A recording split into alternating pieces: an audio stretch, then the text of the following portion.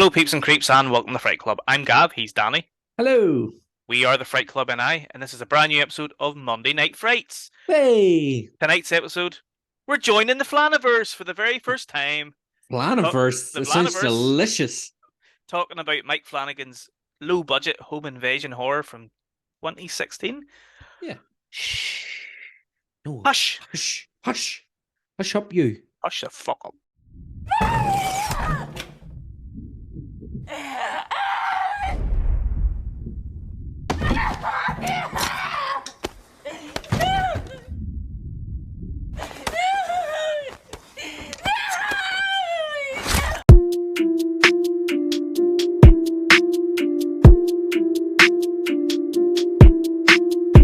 And we're back with episode 7.4 of Monday Night Frights. Tonight we're talking about Mike Flanagan's, as I said, low budget. Mm-hmm. Pretty good low budget horror film. Really, Hush. yeah. Mm-hmm. It's a home invasion horror film from 2016. Danny, we haven't spoke about this before.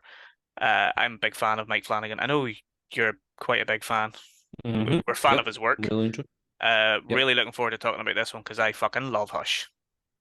Yeah, Hush is great. Hush is the first Flanagan thing that I watched. And again, it was a random find one day on Netflix. Was like, want to put something on, but not really sure what to watch. Sure, I'll put this on, see what it's like. Fucking loved it.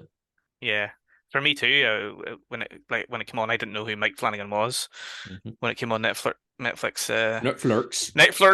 Oh, Netflix. Please sponsor us, Netflix. So I found it randomly as well on Netflix. One random Sunday or something, I can't remember. And was like, oh, this looks interesting. Let's give this a go. And watched it and loved it. And then obviously, wanted to watch anything that Flanagan did after that. And he's done pretty well since that. He's done, I would say, considerably well. He has. Mhm. So yes, directed by Owl Mike, and it was written by Mike Flanagan and co-written by his wife, Kate Siegel, who stars in the movie as Maddie. And they have worked together quite a bit since this, Midnight Mass, which we've sort of briefly mentioned in previous episodes before. Yeah. The Hunting of Hill House. They've worked on together. Hunting Hill House, Bly Manor as well. Yeah. Again, quite similar to Hill House. Which one do you prefer? Let us know in the comments below. Please do, yes. But yes, their Midnight Club as well. Is Kate Siegel Siegel in Midnight Club? She's in maybe one scene. Maybe one scene, yeah, but no, I don't think she's like as prominent in a character. No, she's definitely not as she is in his other projects. Gerald's Game, is that not Gerald's Flanagan Game? as well? Yes. Which again, Gerald's Game's fucking. We talk about Doctor that sometimes. Sleep is probably his best. Doctor Sleep, yeah, exactly. Again, another one. Love to talk. Let's talk about The Shining sometime, and then talk about Doctor Sleep. Yes. I'm game for that. Oh Jesus, that'll be a long episode. Oh yeah, oh yeah, oh yeah, oh yes, oh yeah. But yeah, Flanagan. Needless to say, we are fans of the flan. We are. We're fans. We're flans. Yes, we're flans. We are the flans. The flan army. We stand for flan. We are. We definitely do stand for flan. I mean, obviously, like I'm yet to see anybody say anything really negative about his work. Obviously, his work isn't perfect. Like, yeah, but I just love the guy. I love hearing him speak. I love anytime he's done an interview or a podcast or anything, like I will listen to it from start to finish because I just love to hear him speak about film and about his passion for his work and his appreciation for other people's work as well. I mean, I know he's a massive King fan as well. I was going to say he loves Stephen King. He's a constant reader. Stephen King gets a wee fucking nod in this with a little book sitting on the bookshelf. Oh, there's another book in this as well, which we'll get to. Oh yeah. But yeah, I love. You know what I actually love is when he joined TikTok and the wee TikToks he made. I really enjoyed those as well. So yes, we are. And he was over in Ireland this year. He was in Ireland this year. Earlier, sorry, not this year. Was this year? Was it this year? I think it was early this year. You know what? See, since the lockdown, I know stuff. What is time? I don't know what time it is anymore. But yeah, I think he was in Ireland this year. He did like a week stay down south, I was tweeting him being like, "Please come up here." Please say hello. He did actually respond to my tweet when I said to him about Oh. would he come over to Ireland? And he was like, "Oh, I'll want to get over there soon because his great grandfather is from here." Mhm. So him and his missus came over, and they did attend something. There was some sort of screening or something happening, some sort of festival. But yeah, I loved when he was posting all the pictures on his Instagram and stuff. And I just love Mike and Kate. Yeah. Just love them. They're great. Yep. Good we creative duo, Yes. So Hush, Shh. it was a very fairly low budget film Mm-hmm. that was produced by Mike's production company, Intrepid Pictures. What's the guy? Who's the other guy? Trevor Macy is the producer behind it. He's worked with Mike on his previous projects before Mm-hmm. this. It was also co-produced by Jason Blum, so that's where a good bit of the money, I would imagine, came from. Yeah. But it was only 1 million. Yeah. 1 million budget. Mm-hmm. And Mad. again, it shows, but it doesn't. And I'm not saying that in like a negative way. That oh, it shows, but Yeah. no, like this film does not need anything big, No. and I think that's what makes it great is that it is so understated. There isn't a lot going on. It's very self-contained, and it's driven by the characters. Hmm. And again, we haven't properly delved into the story yet, but with one of the characters being deaf, even with one of the characters not being able to hear or speak, it builds on the tension and the drama of the Yeah. whole thing, and that's It's superb. It's so it, good. yeah, I think a perfect example of how horror can work without a ton of money, a ton of jump scares. It's all tension, It's it's and the the second yeah, it's the second film that we've done this season that terrifies me because it is has the potential to be a reality, it was a and little bit too real that's for me at times. yeah. We'll go get to the killer and stuff in a Hmm. bit, but yeah, there was a scene there was one or two scenes in particular where I was like, oh fuck, that's very relevant to Hmm. what certain things that have happened in the past year or two. But we'll get there. So as you mentioned, yes, it's about a deaf mute girl who is living in her home. It just happens to be in the middle of the woods. The It's other not a side of cabin nowhere. though. It's quite a nice house. It's not a Oh, cabin it's a in the lovely woods. house. It's Um, looks cabin-esque, but it's it it's does. it's luxury. But she's a writer, so she's written one novel already, and she's sort of in the process of writing her a draft of her second novel, Mhm. and we get the idea that she's struggling with it, particularly she's struggling with where she's going with this novel. She sort of teases that at the start. But she is interrupted one evening by this masked killer.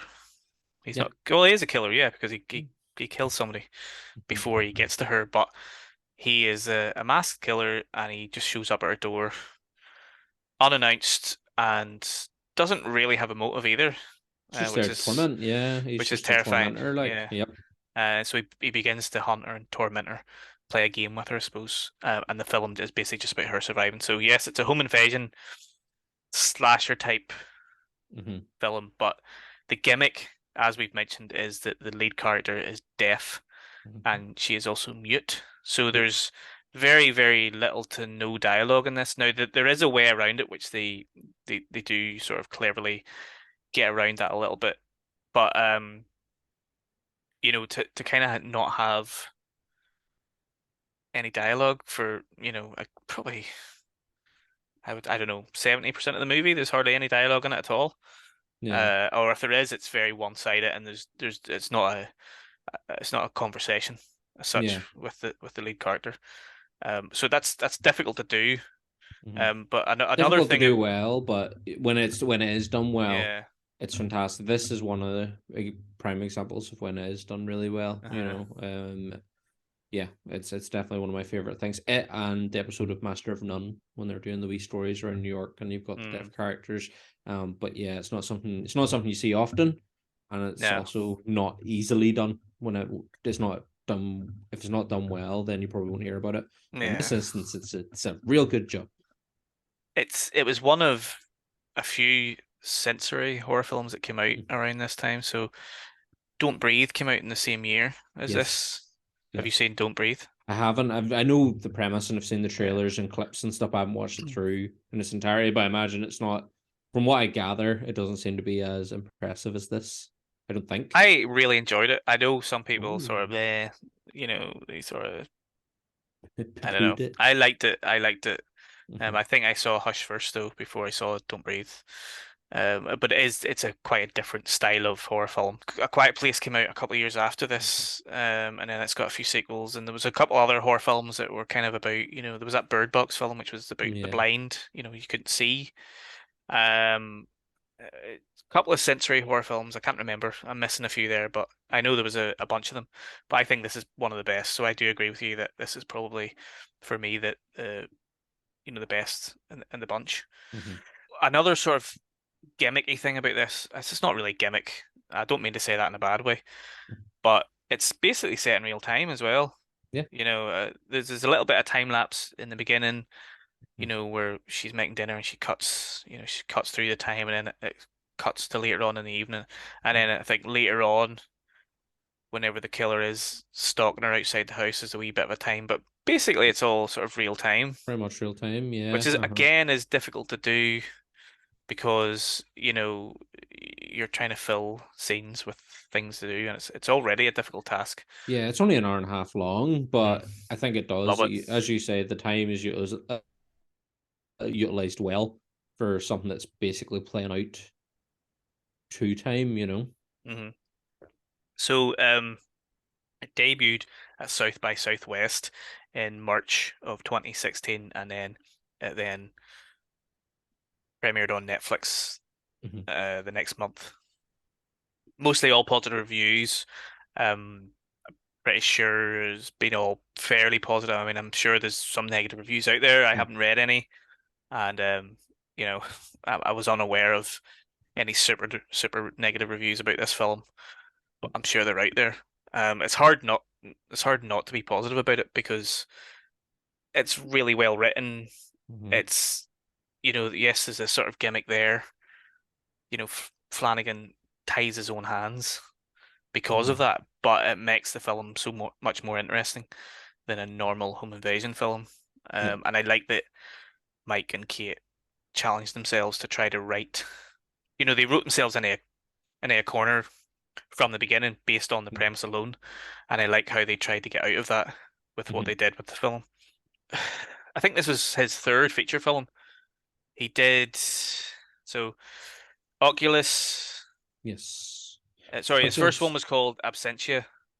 His Right. second one was called Oculus in 2013, which was this big film that kind of starred Karen Gillan and Yeah. Kate Sackhoff, and it was the one that kind of got him noticed and got him a bit of money and stuff. Yeah. And then he did Before I Wake, which was Hmm. actually made before this, but didn't get released until afterwards because there was some rights issues and distribution issues, and it was all contracts and stuff like that. So it was made before Hush, but Hush was released first, which is interesting because I was listening to an interview with Mike recently or some podcast, can't remember which podcast it was, but he was talking about Hush and he said that the mask in Hush, which is quite reminiscent of something like Michael Myers, it's plain Hmm. white, it doesn't move. He Yeah. is smiling, Yeah. but because it doesn't move, it gives him sort of an expressionless kind Yeah. of I found face. it very, yeah, you're right, Michael Myers, but I also got Scream from it. I got Ghostface from it. Yeah, I think it's just because of that kind of, yeah, it it's doesn't almost, move, it's just static mass. hmm. But that was apparently that mask was molded from a car I've never seen Before I Wake, No, neither have but I. it's based on a character from that from Okay. that film. So only I think he said they did change a few things, but it's based on a character from that. So I actually now want to go back Hmm. Check it and out. watch his earlier films because I haven't watched any of his earlier films Have you before seen, you this. haven't seen Oculus? I No. haven't, no. I think of all the Flanagan stuff I've seen so far, Oculus is probably my least favorite. Like, it's good, Hmm.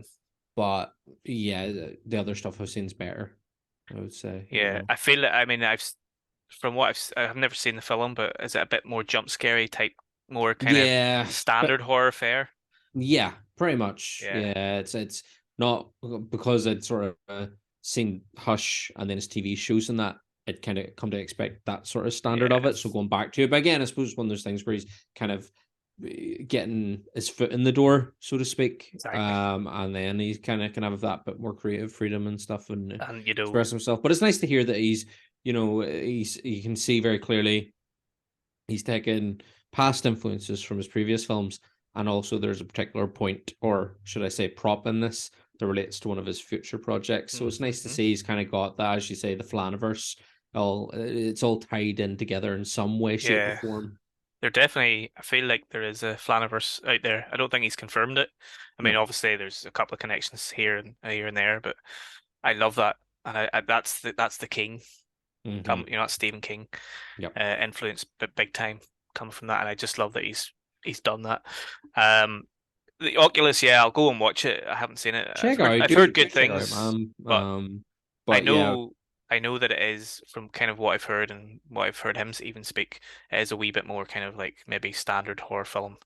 But yeah. as you say, he's making horror films. He's trying to get his name out there. I mean, after this, he made a no, sorry, was it after this? He made a sequel to Ouija, Oh, I haven't Origins seen of Evil, that. I think it was called. So that was basically he was just hired, I think, to just direct that. I don't think he wrote the script. I could be wrong there, Mm-hmm. but and I remember him saying maybe on Mick Garris's podcast or something that he needed a job at that point, and he did it for that reason, which is absolutely fine. There's fucking nothing wrong with that, man. Yeah. So I'm actually interested. I'd be interested to go back and watch that as well, just to see if he leaves his mark on that kind of type of film as well.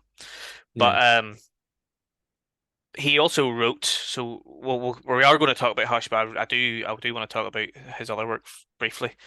He wrote Gerald's Game quite early, um, because he was such a big King fan. He Mm-hmm. really wanted to adapt something, and Gerald's Game, the rights became available, and he wrote a draft for it. Mm-hmm. But because he hadn't done much work at that point, there wasn't a lot of studios that were willing to put money into it. And also, many people thought that Gerald's Game was unfilmable. Yeah. Um, but even with a script, which clearly worked out because it's a fantastic film, and he had his ideas of how it was going to be filmed. Yeah. A few studios but balked at it and was like, no. And I think even at that time, this was, around 2015, so it was before Hush came out. I think, you know, studios were hesitant to take on Stephen King properties, which is really bizarre because within about a year or two, really felt like fucking every major studio out there was wanting to do Stephen King, and Mm-hmm. all the streaming services wanted to do his work as well. So literally within a year or two, fucking how many fucking Stephen King stuff Yeah. The was amount on of TV or in adaptations and or out yeah. there. Do you know what I mean? So, which we're all here for Stephen King. Oh yeah. So eventually he did make Gerald's Game, obviously, and it's fantastic. It was another Oh, Netflix great film. movie. Mm-hmm. Um, they lost the rights to it, and then they had to wait a few more years to get the rights back. And he rewrote Yeah. the script, and eventually at that point, I think he had already made. No, Hunting came after that, isn't that all right? He was maybe in I'm the trying to process of remember. I making think. Hunting. I know it Yeah. was quite close, Yeah. but he had already released Hush, which Mm-hmm. Stephen King tweeted about and was really, highly praised it. And then Yep. that's where the whole Gerald's Game thing came back up, and they were able to capture the rights. And with Stephen King sort of on board, he read the script and was very happy with it, I think. So, Mm-hmm. obviously they're going to go with it. And apparently Netflix were very good with Mike, and Yeah. he worked with Netflix for many years now. He only finished actually, with Midnight Club was his last Mm-hmm. Netflix production. Yep. He's now moved to Amazon and he's working on the Dark Tower, so Yes. happy days. Exciting. It'll be good to Sexy times see. coming.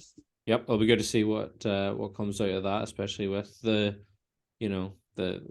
grim movie start for the Dark Tower, and then the Mm, supposed projects that were supposed to go yeah, the on, TV and show. yeah. I Mm-hmm. know. So I imagine Nah, somebody with the level of respect for King is not going to fuck up. no, no, he's definitely not gonna fuck up. And I'm super excited to see what he does with it. Mm-hmm. Probably be a good few years away, but Yeah. we'll see. So yeah, so Hush, yep, Kate Siegel plays Maddie, and the killer is played by John Gallagher Jr., who I'm really only familiar with from The Newsroom. Did you ever Okay. watch The Newsroom a couple of years ago? No, I've No? never seen that. That's what watching it this time Brilliant, around. It man. was kind of like, who is the killer again? Is he somebody from one of the other projects? But I didn't recognize Mm. him. I hadn't seen him. I don't think I've seen him in anything else. So yeah. He's fucking brilliant in The Newsroom, man. Such a great show. It's written by Aaron Sorkin. Mhm. So if you're so obviously like West Wing, it's quite similar to the likes of West Wing.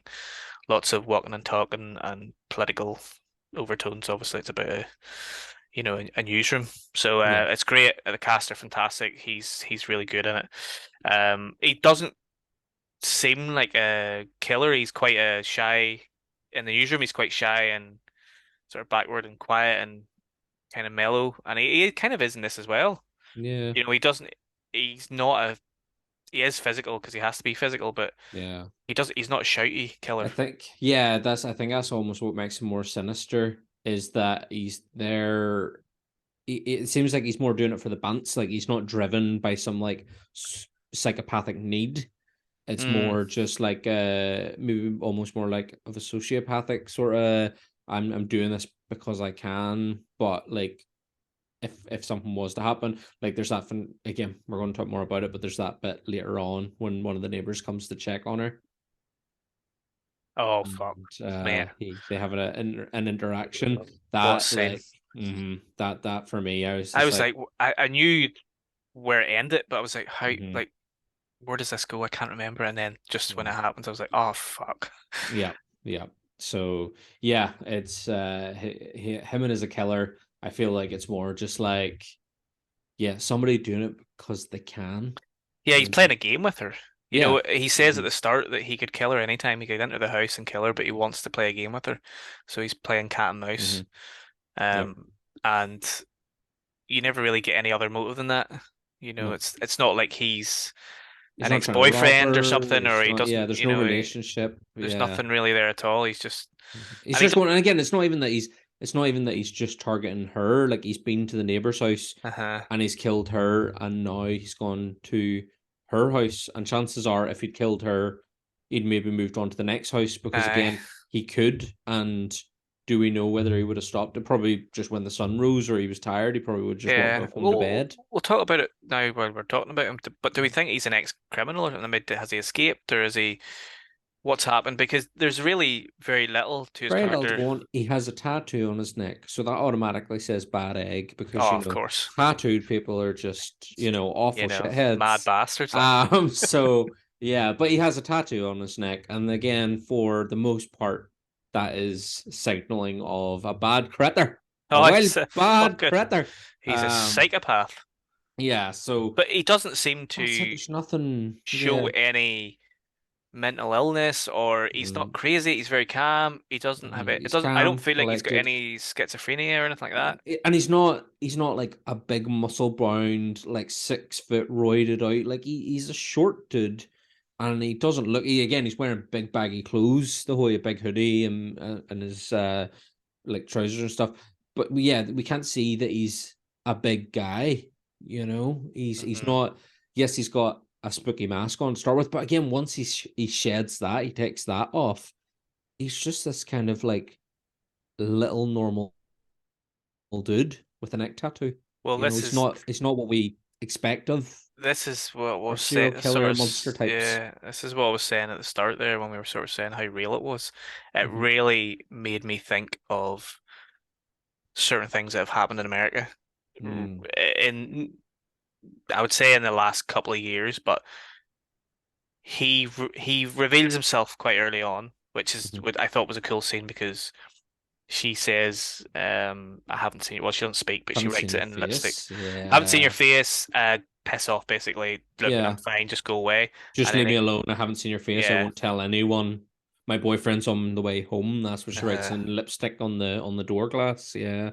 but he reveals Um. himself and then which in a way is a really cool scene, but I also thought, oh well, what was the kind of point of the mask then? Mm-hmm. You know, obviously he's playing a game, and it's all kind of like, oh, he maybe in his head he's pretending to be Michael Myers, and Yeah. he's going to these houses to kill these women. Yeah. Well, But that's I think maybe like, for his previous victims, because they've been able to like hear his voice and stuff, that's been the identifying factor. Whereas with, his victim now, she's not being able to hear the thing to identify him, and she's the one that says, "I haven't seen your face." So that for her almost, that's her gamble to save her, and he's taken that away from her. He's been like, "Well, mm, now you have, so what you gonna do?" mm, So as you say, toying with her, and that's he's taken what she hopes to be her winning card and rips up in uh, front of her and says, "Well, no." yeah, yeah, it's interesting, but no, I was just kind of wondering what did you think his kind of backstory was? Because Yeah, we I think it get very makes little yeah, of it it. makes for an interesting. I think the mask anyway just made for an interesting thing to bring his character in, because it's playing on that notion of Ghostface, Michael Myers. Yeah. It also made for a great poster. Whenever that's the thing that kind of drew me to it when I picked it in Netflix that night, was the picture of the mask is what it's the mask and the hmm big block capital white letters Hush in front of it. So yeah. There's his choice of weapon is a crossbow as well, Mm-hmm. which is a strange weapon because it's scary, but it's a slow weapon to load. Mm-hmm. It's difficult to load as we see throughout the film. It's also, I But imagine, far easier bought than a gun. It's slower. As you say, it's slower for him, but also means potentially a slower death for his victim. yeah, Also probably easier got than a gun. well, Maybe that's another factor about his don't know. character. He's using a knife and he's using a crossbow.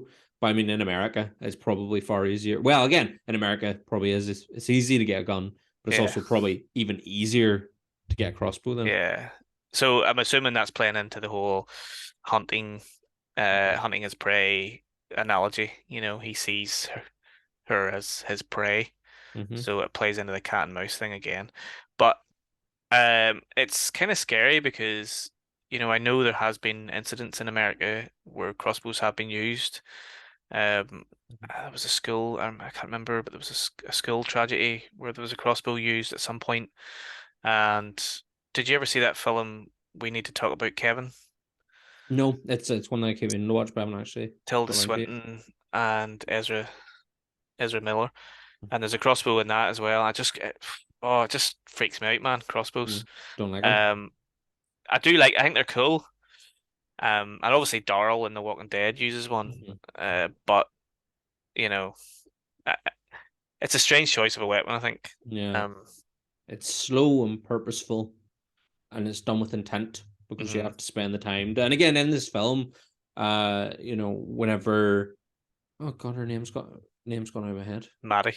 Maddie. Whenever Maddie gets the crossbow, she's trying to, she spends ages Yeah, trying to get the bow back in order to get it it's going. a And she spends yeah. ages. I feel like it was obviously a very conscious decision Mm-hmm. for Mike and Kate when they were writing the script or the treatment or whatever. Let's not go with the gun. A gun's too easy, and a knife's too. It's been done too many times. So Yeah. the crossbow, and it did lead to some really cool scenes later Mm-hmm. on as well. Um, but yeah, so there's two other actors that star in this film. Mm-hmm. Um, Michael Trucco plays the male character that dies later on, which we'll talk about in a wee second. We sort of briefly mentioned the scene there. Mm-hmm. But one of her best friends who's her neighbor who lives not that far away. Cabins. I don't think No, we ever see the house, do we? no, it must be sort of Within walking distance. like down a drive, and yeah, because she manages to get to her house after being attacked, so it must be not too far away that you can Yeah, kind of run whilst bleeding. yeah. Yeah, Um, but her friend, who I can't remember her name, I can't remember her name uh, either, but yeah, she's she's played by Samantha Sloyan, I think is it is her Beth? surname. I don't know why the I don't know. name, It could be Beth, actually. You're maybe. right. But she's fucking brilliant. I loved her Mhm. in Midnight Mass. Mm-hmm. which is a good segue because she, the first scene that we see her and Maddie's interaction is when they're talking about Maddie's novel, which is called Midnight Mass. Oh, which I Aha! because I hadn't watched this since seeing Midnight Mass, Yeah, then watching it again for us chatting about it. Whenever I seen the title, I was like, oh, yeah. yeah, it was It was nice. cool, and and she mentions Riley and Aaron as well, who are the two Mm-hmm. characters in it, and Aaron is played by Kate Siegel, Mm-hmm. which is ironic and a nice little touch. And they sort of briefly, I mean, they don't go into super detail No. about, you know, I don't want to spoil Midnight Mass in case anyone hasn't seen it, but Mm. about Do go see it. Go watch it. the demon, the baddie, whatever. But Mm-hmm. they do kind of talk briefly about the characters of Riley and Aaron, and just kind of a very sort of vague Just a general summarization chat, yeah, of what about it the is. book and But stuff. I love it. I love it, and this came out before Midnight Mass, but before Hush came out, Mike had been developing Midnight Mass quite Mm-hmm. early on because he wanted. I think he originally did want to write a novel, and then he realized that's not the best thing to do, so they were going to make it into a feature film. And I think on one of the podcasts he'd said that he'd written a script, but realized that it was way too going to be way too long. So he then left it in a drawer somewhere and said, "No, that can't be a film. It has to be, either a mini Series. series or a short series or something like that." So, but it was always something that he came back to. And when they were writing the script for Hush, um, they actually made a physical book with the cover and all, and that's really cool. Yeah. And actually, that book actually does appear in Hunting of Hill House in one Oh, of the scenes. It's on a bookcase, I think. okay. I don't know what episode it is, but it's definitely in that season, Mm-hmm. or either Bly Manor, one of the two. And then I just love that, he kept going back to it, and then eventually, obviously, we got Midnight Mass, what, 2 years ago, 3 years ago, 2 years ago? Must yeah, must be about 2 years ago. Yeah, Must be. Mm-hmm. 2 years ago, I think it was. I mean, it's for me, that was one of the Mm-hmm. That's one of my uh faves. best shows on TV that I'd seen for so long. I mean, Mm-hmm. Flanagan's really good at writing one-off shows. Like he's so good at it. Yeah. And that was just so perfect. And it was very much, I know it was an original idea that he had, but it it felt like that could have been based on Stephen King's work. Mm-hmm. And you could The see a lot of influence is influences, clear. yeah, Yeah. with it. I mean, I wrote something on it on our website, and it's kind of all about Flanagan's addiction because he was an alcoholic, and when he was writing that, he wrote that into the script with Riley, and there was he threw a lot of himself into the script, and Mm-hmm. I just you can see it in there, and I love it, and you can tell that that's probably his most personal work that he's done. And please, if you haven't seen Midnight Mass, Watch it. for the three people who's watching this that haven't seen it, go and fucking watch it because it's fucking amazing. Yeah. Right, back to Hush. So Mm-hmm. we have we have understood what's happened. Um, John Gallagher Jr. is a killer. He's come to this house. He wants to toy with Maddie. He has realized that she's on her own Mm-hmm. because they intercepted her phone call with her sister earlier, or her Skype call, and Mm-hmm. he's also found out that she's deaf and she's a mute. So I mean, fucking easy pickings, man. Like, but Yeah. he wants to play with her. He wants to fucking torment her. Mm-hmm. But her being a writer, Danny, she's not fucking slow. Well, she's She's clued got a in. few ideas, like Mm-hmm. she's got a few ideas. She She's does well in fairly the beginning aye. to sort of, hold him off. Again, it was mostly him that was doing it. He was like, "I'm just gonna hang outside for a bit. Mm-hmm. Jill, you're gonna have to try and find a way to keep me out." So she did okay in the beginning, just hold him off for a bit, and then eventually when he sort of does begin to want to come into the house is whenever like the tension really builds up, Yep. and it gets pretty brutal. Like actually, Yeah. sorry, I'm going ahead of myself. Whenever we first see him, so she's making dinner, and this is what's great. The tension in this sequence is amazing because we see what's happening in the background, but because Mm-hmm. she's deaf, she can't hear what's happening. She's too busy making dinner. But we see Or no, him. she's not even making dinner at this point Is she not? because the dinner she's making, we're introduced to the dinner making when her friend comes to the house and sure she burns the rack of lamb and the fire alarm. We get that wee bit Aye. of that wee bit of Foreshadowing. foreshadowing. That's the word I was looking for. We got a wee bit of foreshadowing with the fire alarm going off and the big bright light and all. She's washing the But that's dishes when or her, something. yeah, that's where her friend comes over and I teach bitch. But Aye, yeah, bitch. they call the cat a bitch. But she is trying to write the end of her book and she's just kind of faffing about. And then she starts calling what I assume is maybe like an ex partner or husband or somebody. Whenever she's trying Ex-partner, to yeah, call we've through established it. I think FaceTime, yeah. they broke up about a year ago. Mm-hmm. Through her conversation with her sister, who she eventually does call. Yes. Because she tried to call him and then she hangs up and he tries to call her back and she's, a bit flustered. And then, yes, she starts speaking to the sister then. Hmm. But yeah, that's it. She's sitting trying to write her book. And as she's sitting trying to do that there, Beth or whatever the neighbor's No, but called, is that not she that? gets up. She's in the kitchen. She's washing the dishes because she's doing Mm-hmm. something in the kitchen, and then Beth goes and starts banging on the door, and she's obviously in distress, and she's shouting for her. She's calling her, but she can't hear her. And Yeah. then we see the killer approach from behind. Now, fucking hell, you don't see a lot, but No. it's pretty brutal because you can hear him just stabbing her like constantly. Yep. At least 10, 15 stabs she gets. Yeah. And you can hear it, and it's really well done. It's Mm-hmm. visually you see very little, like there's very little blood Yeah. in the whole Mm-hmm. film. It's quite Um, dark. Like the yeah, film itself is very dark. Very dark. Blue it's hues. Turkey. There's a couple of boohies. There's some dark blue hues. But yes, the film itself is very dark because it all happens at night. The whole thing Uh, happens at night. Um, but yeah, it's that bit is fairly brutal. Her, uh, banging and screaming for help, and Maddie's just completely oblivious I to it. think it's great because we're seeing that over her shoulder, and then Mhm. it cuts outside, it cuts in back and forth. But I like that we see it and she doesn't. And it was reminiscent of me, or for me, it was reminiscent of a scene from Scream 2, when Ghostface is killing somebody. It's like a soundproof room in like a recording studio or Yes. a radio or something, a radio station or something. Hmm. And Courtney Cox is walking up behind, but it's happening behind her, but she doesn't know because it's soundproof. I just thought that was a really cool concept. And to be honest, I would have liked a little bit more of that. I think I mean, they probably did just enough.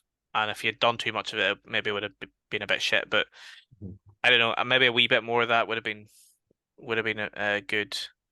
But I Yeah. suppose there's not, yeah. If you do too much of it, you kind Yeah. of sort of milk It's it a a bit. bit it's a bit later on whenever he's toying with her again and he uses the neighbor's body Mm, to knock at the window. And again, like that's something to us. We're like, that's fucked up. Like we'd hear the knocking and see it, but she can't hear that knocking. She actually has to see it before she knows it's going on. If anybody else, you'd hear the knock and be like, I'm not going in there. I'm not going to go look at whatever the fuck's knocking at the window. mm, But she doesn't know that that's happening, so she's not going to know until she sees her friend's body being used to knock a window. yeah. It's fucked. That's one And of the scenes for me he's that I hiding felt behind her, so you can't see that it's him. it's whenever and then he just kind of appears from over her shoulder. Then he's such a sinister ghoulie. Like He's a wee bastard. he's a real wee He's a bastard. wee So he fucking is. bastard, by. Uh-huh. So no, I like that we spoke about how he's quite silent and he's just a normal guy, like. But I think that, as you say, it makes it a bit more creepier. Makes it more sinister because Um, again, yeah, it makes it more real and genuine. I think that's what we talked not last episode but the episode before about Creep. And with Creep, the killer there is this very obviously like mentally unstable, real, like exaggerated, almost cartoonesque character who when they turn to violence becomes very stone serious.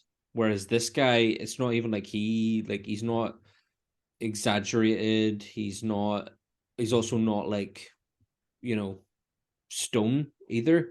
He's mm, like he's just there and doing it for the crack. He's doing it because he can do it, and that's it. There's mhm.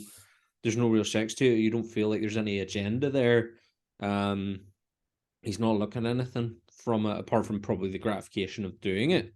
Yeah. But yeah, there's nothing else really driving him. I don't think he's not looking. You know, and that's the thing with Creep. That character's collecting tapes. He's collecting mementos and stuff. I don't feel like this guy's collecting any mementos. I don't think he's taking any No, souvenirs with him. You know. no, no. The Joseph in Creep is a serial killer who's done Yeah. this loads of times before, and obviously plans it all out ahead of time. Mm-hmm. Now whether he's clearly he has mental issues, but he plays on those mental issues to make himself look vulnerable so that he can then do the crimes, whereas this guy just is normal, and is just fucking about for shits and giggles, really. Mm-hmm. Yeah, that's it. Uh, We don't get enough context to really know, is this something, does he go on sprees from time to time, or is this just something that he's taking a notion for and he's going to try and get away with it for as long as possible until he's yeah. stopped or he gets bored of it? So, Do you think her name's Sarah. Her name's Sarah. Sarah? It's Okay, not Beth. not Beth. Where did I get Beth from? Um, Who fucking well, knows where you got Beth who from? knows where I got that from? But Yes. the bit, right? Do you think right? So Sarah's boyfriend, husband, comes to find her, comes looking for her at one point, Hmm. and he's knocking on the door, and the killer comes around the side of the house and starts getting on Brilliant like scene. he's a cop. He Brilliant starts getting scene. on like he's a cop, and he's like, "Oh, got a call. There's nobody home now. The guy who was trying to break in, he barged past me, knocked me out. I've been knocked out cold. I've only just got up. He's taken my gun. He's taken my radio, my phone. Can I use yours? And I'll call it in.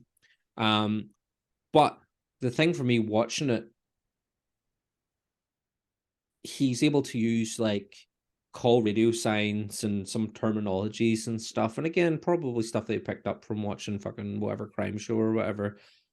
But do you think there's a possibility they could be a cop?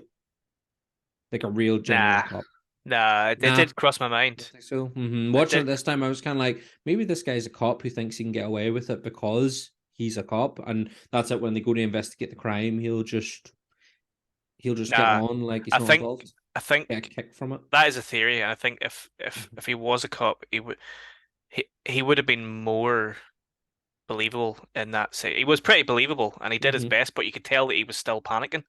Yeah. And even whenever he was doing the call, I mean, he did one, oh, this is a 719 or whatever it was. I don't Yeah. know what the fucking call sign is, but he did that, and but it was very, it wasn't super detailed. Mhm. So the boyfriend was fooled Just initially, as right. we all Yeah. would have been, because the way he came around with the light, he was holding the light as if he was holding a gun. The Mhm. way the police hold but Yeah. you see that he's not got a gun, and the way that he talks, he's being very sort of positive, not positive, but proactive in the way he's talking, as if authoritative is the word I Yeah. meant to get there. So, and eventually, the guy's asked a few questions, but he realizes no, something is wrong here. Yeah. Um, and he's noticed that he's got a cut on his arm, and he knows that this guy's talking shit. So he plans on hitting him with a rock, and he walks Mhm. down. He's just about to hit him with a rock, and then Maddie bangs the window and distracts the guy, and so he just Mhm. looks away for a brief second. Yeah. And fuck me, this was Just fucking brutal. fucking throat slit. He just ended his throat with the Yeah. wee fucking It's the so arrow. it's so fucking smooth as well though. Like just the motion of it. It's just like, oh fuck. It's Oh literally just right. like boop. Like Yeah. there's no big musical Mm-mm. crescendo or anything, or there's no scream or anything. It's just in and out in a second, and it's fuck man, that was a great choice to do it Mhm. that way instead of making it like over the top, Yeah. because I think that really just added um a little bit more of a sinister note to it, and the way that Point. the killer reacts as well. Do we ever know the killer's Mhm. name? We don't, do we? I don't think so. I don't think we No. ever get a name for him. Um, but the way he sort of stands back and is like, and relief just flows over him after that, because he knows he was fucked, because the guy's Mhm. a big dude, and he mentions later on, actually they have a fight still, Yeah. and he's like, no, I would never have won that fight, so that was very lucky that Maddie showed up and distracted him at that Mhm. time. Um, they do have a fight, and your man tries to choke him out and stuff, but no, he's, Uh he's gone, like he's lost too much blood. mhm. Um, and then it's around this time when they implement a pretty clever device into the script and the film where Maddie has her own internal dialogue where she's talking to herself, but we hear her talking. And I Mm-hmm. think that's very clever. I think it's interesting again, foreshadowed earlier on when she's having the conversation with Sarah at the very start of the film. Hmm. Um, basically foreshadows a lot of what's to come. Hmm. But there's that moment whenever Sarah's asking Maddie about, how do you come up with this? And, is the voice in your head that helps you come up with this, is it still the voice you had when you were a child? Because she loses her voice when she's 13, 12 13, or yeah. 13 to malaria. Is that what it is? Meningitis. Meningitis, Bit hilarious. malaria. Meningitis. She loses it to meningitis. And so Sarah asks her, is it still the voice of a child? And she goes, oh no, not really. And then we actually get to hear this voice then as she's talking over how she's going to play this out. And again, it's a moment that as it's playing out, it basically starts to imply that she's doing it as she's thinking it. You know what I Aye, mean? so Whenever it's kind of happening. there's the scene where shortly after this, she has to make a decision what she wants to do. And there's a she we see another version of her talking to her, Mm-hmm. telling her, look, you've got to do this, you've got to do that. This is the only way you can do it. This is the only way you can do it. But there's a scene where she does actually run for it, and she gets taken down, and then she gets her face bashed in with this rock that her Mm-hmm. neighbor's husband was going to use. And Mm-hmm. I remember on my rewatch, I was watching it going, "Fuck, Mm-hmm. like she's dead." I rewatched on this instance. Yeah, so she gets her head Like I knew she bashed didn't in, die. but yeah, you knew that there was that kind of moment. But again, yeah, you still kind of go, "Oh fuck, I'd that's not forgotten. the end of the film." Yeah, Yeah, I'd also, yeah, I was the same watching it back. I was like, "Hey, I don't remember that." But yeah, yeah. It's really good. It's a real clever and yeah, we don't get it that, and I think that's the thing as well. Like you said, there isn't. It's not a gory film. There's a wee bit of blood, but it's not like overly gory. But that moment where it's shot from like her perspective, looking up at him, bringing the rock down on her. So you never really see like her head get bashed in, hmm. but it's still kind of a moment where you go, "Oh, No, but you can sort of hear, and he hits her a hear the good smush." five or Yeah, six times, you and don't then hear us smushing.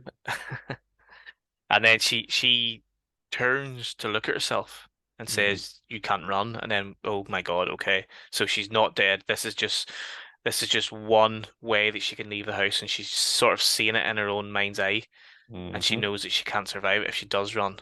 And then she's juggling her other options, Mm-hmm. and it turns out that the only option that she thinks that she could survive is just to fight back, which is the thing that he won't expect. Mm-hmm. So that's what she does. Now there's a scene, oh, fucking brutal scene as well. She gets her fucking hand jacked up, Yeah. and it's like Her fucking. It's basically like her ring finger and Aye, pinky are like hanging off. that's that's just Yeah, oh man, brutal, so brutal, man.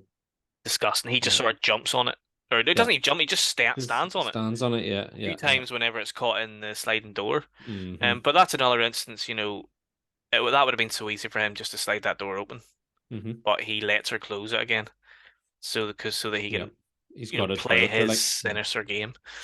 Mm-hmm. But yeah, that was a couple of my favorite scenes. I really loved the internal dialogue part because Yeah. that kind of foreshadows a little bit of Gerald's game. There's a bit of that in Yeah. Gerald's game and how he approaches that script, Mm-hmm. which is nice, and I love to see that as well. But I think in the end, so basically we get a bit of back and forth between the two. She manages to get uh what the fuck is it? His Or arrow. yeah, she gets the eye. She managed to get his bolt. It's a crossbow Aye. bolt. Yeah. Crossbow. Fucking hell, I couldn't Mm-hmm. even say the word. I was talking about it earlier. Mm-hmm. So she manages to get his crossbow and one of the arrows, and she tries her best to. She actually does know she does shoot him. She does not. Yeah, she managed to Yeah, get it. She gets him in the shoulder, doesn't he? that's right. Yeah. Does she? Yeah. And then Uh-huh. that's when she fucks up her hand, but she's trying her best to try to get this.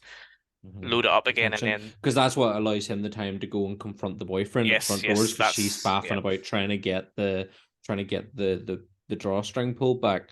But yeah, there's so much. I think one of my favorite things about the film is, I already mentioned that it all happens at night. It's all quite dark. And he's like cut the power and stuff to the house and all as well, so she can't Hmm. call out. There's no real light about the place. Um, but whenever light is used, it's used with such intention. So she shines a torch on the door to illuminate the words she's written in lipstick on the door. You know, I haven't seen your face. If you leave now, boyfriend's on the way home. Um, he then uses light to blind the boyfriend when he's pretending to be a cop, and he's sort of coming at him like that, and he just silhouettes himself, again trying to hide what he looks like. But then again, everyone, he kind of has this, he puts a mask up, either a physical mask or a metaphorical mask with the torch, but then he lowers it in order to get what he wants, whether that's to toy with you or to try and make you believe that he's a police officer. Mm. So the intent with light there, and then ultimately it's foreshadowing the real use of light, which is the fire alarm she has, because she's deaf and wouldn't be able to hear a fire alarm. It's got this big bright light on it, and she uses that at the end to blind him. And yeah, just I think the use of light in this film is fantastic, because there is such a limited amount of light they have with it being set at night.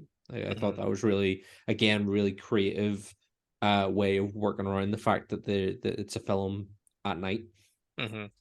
Yeah, there's very little light at all, and the fire alarm in the end's really well done, and you just knew it was going to be used at You some knew, point. because again, it's foreshadowed at the start of the film. Whenever she burns her dinner, the fire alarm's going I off, was and half expecting her to throw a rack of lamb at him, yeah, yeah. being like, "Oh, you foreshadowed." No, that was great. Or hit him with the book, one of the Hmm. copies of Midnight Mass. But I've talked you talking about the metaphorical mask. He knows that he doesn't look like a killer other than his neck tattoo, which is, a giveaway really. What But about it? no, he obviously knows that, but and he's a pretty good talker. I will say that he does get a wee bit panicky when he's talking to your man, Hmm. but I would imagine that he's done something like this before, where he's had to talk himself out of a situation. Obviously, we know he's killed people and whatever whatever he's done, like, but I assume he's had to talk himself out of a situation before, so he's a Hmm. good talker as well. And I think he's a better talker when people can see what he looks like and that he kind of just looks like the guy next door, Yeah. so to speak. Uh-huh. Um, I like that moment where, she's shot him in the shoulder, and then um and crushed the hand and all, but then she manages to get the door locked, and he's trying to smash his way in, but the scene goes silent. We can't hear the sound of him trying to smash his way in, but she's sort of like crawled over to her laptop, and the document's still open from where she's been trying to finish the end of her book, and she's starting to write down descriptions, mhm. medium build, brunette hair, green eyes, tattoo on neck, mum, dad, I love you, I died fighting. And I think, that I thought that was another great moment, because it was there was no need to add sound to it, because the emotion was coming through and what she was just typing up, and the sense of urgency with which she was typing. We didn't need to hear him breaking into the house for us Yeah, to know to have that tension in it's an that moment. it's an important moment because she's accepted her fate that she's going to die. Hmm. Now we know she doesn't, but she's kind of accepted that, and this is her way of saying, "Look, I am going to go out fighting, Hmm. and even though I'm going to die now, I hope that somebody will read this, and you will be caught, and you'll get your justice." But she does crawl away, and then he comes in, and then that's when we have the scuffle with the light and everything, and she uses the mace, is it, or like what is it? It's like Yeah, some sort it's of not like a poison. bug spray or Yeah. something. Yeah. Hmm. Um, was that foreshadowed? I don't remember seeing that at the I can start. remember if it was foreshadowed or not at the start, Maybe but she did yeah. spray at the start, actually. Hmm. Um, There's a I'm lot sure of it was. foreshadowing at the starts. I'm sure it was. But anyway, she uses that. That sort of kind of blinds him, and then a Hmm. mixture of that with the fire alarm, that Hmm. the light, the strobe light, basically kind of fucks him up. Hmm. And eventually, he comes to and he gets her, and he's about to kill her. Hmm. And then we get that awesome scene, which is taken out of The Omen. What was the scene? Mm, I'm pretty sure we spoke about a film before that had a very similar scene where somebody's reaching for something and they get it in the head. I think it's The Omen. I could be wrong. I don't know, but I remember watching it going, hang on, we've definitely covered. And there's a scene where somebody gets it in the neck or the mhm. head with a corkscrew or a wee kitchen knife or something. But I love that because you do think she's dead. Now we do see the hand go out a little bit, and I kind of wish they didn't show that very last part where she Yeah, grabs it. yeah. We I was just hoping just don't show it. We know it's there. We know she's going to get it, but don't show it. And then she gets the corkscrew and it goes through his head. Or no, it goes through his neck, mhm. and it's really satisfying because you can see it coming through and it's Oh, squirting. there's a real spit. Like there's a Yeah, real it's squeak, squeak, I know it's squeak. class, Yeah. and he just freezes, and this is it. Mm. He's He fucked. falls. He kind of falls on her, and there's that kind of moment where you're like, "Oh shit!" Like, is she going to die in this moment as well? Because she just kind of lies there and accepts it for a minute, but then eventually goes out to the patio, or not the patio, the what do you call it? The front of a house, Porch. the porch. That's it. It's a Uh, porch. Mm-hmm. Just she goes gets out to the porch. she gets the phone and rings 911. Mm-hmm. Um, and the police come and save the day, as Yippee! per Right usual. fucking time. I know. Yeah. They always show up, don't they, afterwards? Mm-hmm. But yeah, so fuck, I love Hush, man. What a great film. Such a Just a good lovely little, movie. as you said, it's only 90 minutes long. It's under 90 Mm-hmm. minutes. It's there's no bullshit. It's No. pretty to the point. Small Mhm. casts, one location, one main location, Yep. interior and exterior. Mm-hmm. Really cleverly written. Some good. I wouldn't say there's scares as such, but No. there's one or two kind of like oh my god moments, and then the Yeah. tension's really built up. There's a great scene actually in the bathroom where she's waiting for him to come through the door, and he manages to get in and crawl down behind her, Oh my god! In the bathroom, he breathes on her neck, and and he, you he just thinks see. he's being smart by talking to her because she can't hear him obviously, Yeah. and he breathes too loudly on her, and she feels it, and she manages to turn around and get him, Mm-hmm. and then that kind of kicks off a chain of events that leads to his demise eventually. But Yeah. um, Oh, what a moment! There's that. brilliant movie. I think the bit that I find quite sinister again, part of his whole toying game is I want to make you. He's like, are you really completely mute, or can I Mm. get you to scream? Well, he is just a real sick fuck. that was kind of it was a good line of dialogue, but it also made me sort of cringe a little bit just because I Mhm. thought that makes him seem a wee bit a bit of a sexual pervert, and No. they didn't have any of Mm, that really. There yeah, was a that's there the was one line where yeah it's really, yeah, where it's real overt. Yeah. yeah. I mean, obviously he's you know a toxic male, a male as Yep. such, but he is He's an incel. He's a he's fucking choking her and incel. stuff. Yeah, we get Yeah. that, but that Yeah. was probably the closest that they got to sort of a sexual Mhm. overtone to his to what he's doing. But Yeah. um, He's but definitely. I'm. nah. I'm calling it now. This film is warning us of the dangers of incels. Hmm. Yeah. The fellow was definitely an incel. Like that's it. He was done with women not wanting to ride him, so he went and tried to kill a load of them. But Yep, then he got done in. He got his he just got done and he desserts. did. Fucking Hmm. cunt. But America, man, Yeah. Wild. Absolutely fucking wild. Not just fucking America. I mean, mad. it can't happen elsewhere, but if it's going to happen somewhere. Yeah, But yeah, a it's great movie. It's one of those ones I remember after watching it being like, wow, that was really fucking good. And I just recommended it to a load of, I still do recommend it to people. I'm like, oh, hmm if when for people ask for, they're looking for something a bit sort of scary, thrillery. I'm like, well, have you checked out Hush? Even though I can't recommend it anymore, it's not on Netflix It's not on anymore. Netflix, no. Netflix no longer has the streaming licensing for it. So it'll be interesting to see where it goes now, where it's going. You can rent it on Amazon, like Amazon Prime. Did you Uh, get it there? is that? Can you I not rent didn't. it? I nope. I couldn't find it on Amazon Prime. I ended up finding it on YouTube. YouTube, then you can get it on You YouTube, can get it Google on YouTube. Play, It's whatever. oh no, it's not even Google Play. It Is it was a not? real dodgy. Oh, was it? A It was a shit. real dodgy, shitty copy of it. But I'd Oh my already seen it God. twice before that, so it wasn't too bad. It was more just Uh, watching it to refresh me for uh, this. But you but didn't yeah, pirate like it? I didn't pirate You it. I are. did. It was a pirate version on YouTube. Do not encourage such behavior. No, But absolutely if not. I do encourage you to go and watch this film Rent wherever it. you can, preferably through legal means that will Yeah. help line Mike Flanagan's pocket so that he can make more great content. I would highly doubt that he gets any sort of fucking No, no, but money back for this. He we got want to paid. support him in any way we can. Netflix, Let's support him in any support way we can. Mike, Yeah, support Kate, become support their whole a team. flan, become a flan, Flan Stan.